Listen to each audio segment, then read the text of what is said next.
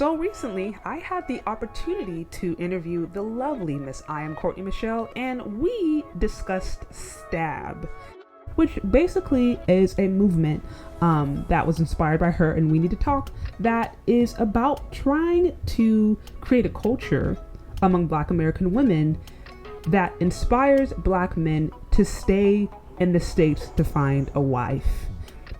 The belief is that, look, these Black men, they shouldn't have to grab the passports. They shouldn't have to go abroad to find good marriageable Black women. They should be able to find that in the States.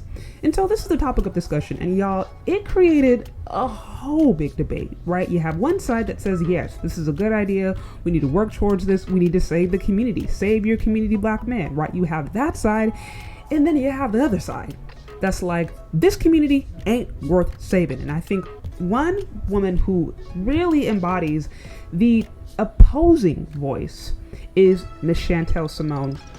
She sums it up perfectly. She says, you know what, it's a bit selfish, in my opinion, to try to tell men to save a community or to stay back for a community that has basically abused them and misused them for decades. And so this has been the debate. This has been the debate. And, and I will say, both I Am Courtney Michelle and Simone are lovely women. I love what they're trying to do as far as moving the conversation forward and just starting to try to teach accountability. Here's my thought on the whole thing. So when you're talking about Black men and Black women in America starting to come together and marry and build a community, we have to start to address the different complaints that Black men have raised over the last few decades. It can't just be about, trying to be more feminine and, getting different femininity coaches. That's really cute. But we actually have to get practical. In my opinion, there would need to be a revolution in every aspect of society. I'm talking about in the religious institution, churches. You're talking now about politically. What is the Black male political agenda? This is something I'm going to address in the upcoming week. Stay tuned for that. You also have to talk about economically. You have to talk about the different policies, the institutions that essentially are in place that make Black men feel marginalized and that have negatively impacted men as a collective and Black men particularly. These are the different ways that we would actually have to start supporting men, taking up their concerns and them starting to become our concerns, voting for particular policies, supporting different things, actually maybe funding different things that would actually help improve the plight of Black men. Like, in my opinion, again, what is being advocated for is a cultural shift. And unless there's a willingness to put skin in the game and put actions and put literally money and to actually support men in all these different areas and avenues of their life, unless there's a willingness for the collective of Black women to do that, for the collective of Black men, then I think these ideas are really good, but to me, they're just platitudes.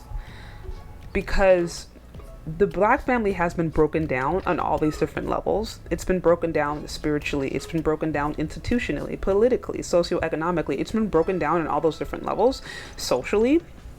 And so it has to be repaired on all those different levels. And then once all that is addressed, then you have to start talking about, okay, the attitude of Black women. Are we going to be funding finishing schools? Are there going to be different corporations, or are there going to be different organizations out there that are specifically about raising a generation of wives and raising a generation of husbands? Like, these are the kinds of things that would actually need to happen. That would require a ton of resources, a ton of money, probably some political support. Maybe even some international diplomacy or some international support. Like, it would require a lot. And I think men who look at it that way, they see this and they're like, this is really a good idea, but I don't see that it's plausible. And to me, I think this is the tension. There is quite a bit of people who look at the state of things and they're just like, look, the Black community in America, at least, it's just done. It is done. It is degenerate. It's falling apart. And quite frankly, I want nothing to do with it. Because if the Black community is this degenerate hip hop culture that continues to be promoted and shoved down my throat, if that is what the Black community is and that's what we're supposed to be saving, I want nothing to do with it. If the Black community is just a whole bunch of different independent Black women who go around talking about how they don't need men except for when it's time for them to be protected, if that's what the Black community is, I don't want it. And so this is the tension that you have.